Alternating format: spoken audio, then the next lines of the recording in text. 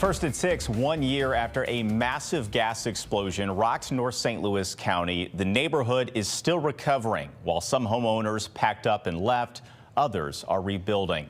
Thank you for joining us here at 6. I'm Corey Stark. The blast last August leveled 3 homes and started a large fire. The explosion also caused several injuries. First Alert 4's Russell Kinsall has been talking with homeowners there. He's live in the neighborhood tonight where a vigil is being held to mark the anniversary. Russell? Yeah, Corey, the family that owns the house where the explosion took place, the house right back behind me, they're gathering here, planning to hold a vigil and a moment of silence. They're marking the 1-year anniversary. They're also marking the fact that their son, 18-year-old Dante Anthony Jr., he may have been badly burned, but he survived that explosion and that fire. There were no deaths in this explosion.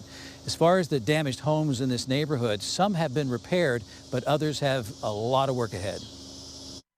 So all I could hear was just terrible, terrible boom and shaking.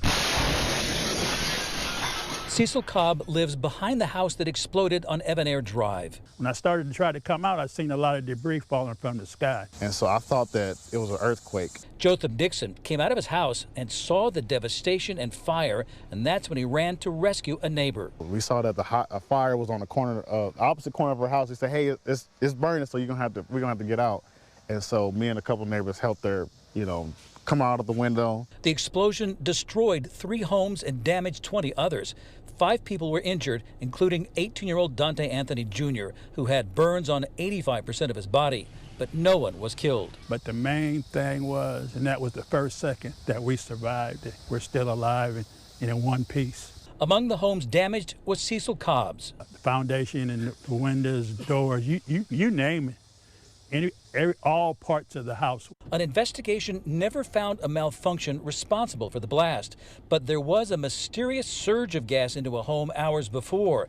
The lots where 2 of the homes were leveled still have debris, and the psychological impact for some is still with them. It's a lot of PSD went on there. It's like you can't take explosions, you can't take noises. I mean, you take them, but it's not the same as it was before that explosion. I had a real rough time on the 4th of July. Cobb decided to move. He and his wife landed in St. Charles. 1 year later, 3 of the damaged homes are just now undergoing renovations.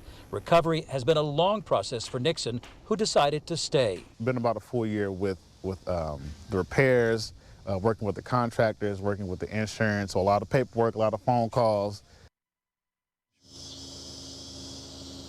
I asked St. Louis County if they were planning to issue any citations for code violations or to try to pressure the homeowners to clean up the debris that remains here, and they said absolutely not. They said it would be inappropriate to try to issue code violations or warn them about potential violations when they're still dealing with insurance companies and with contractors. It's been a really slow process for the repairs and renovations here in this neighborhood. Live in North St. Louis County, Russell Kinsall, First Alert 4. A slow process indeed. All right, Russell, thank you.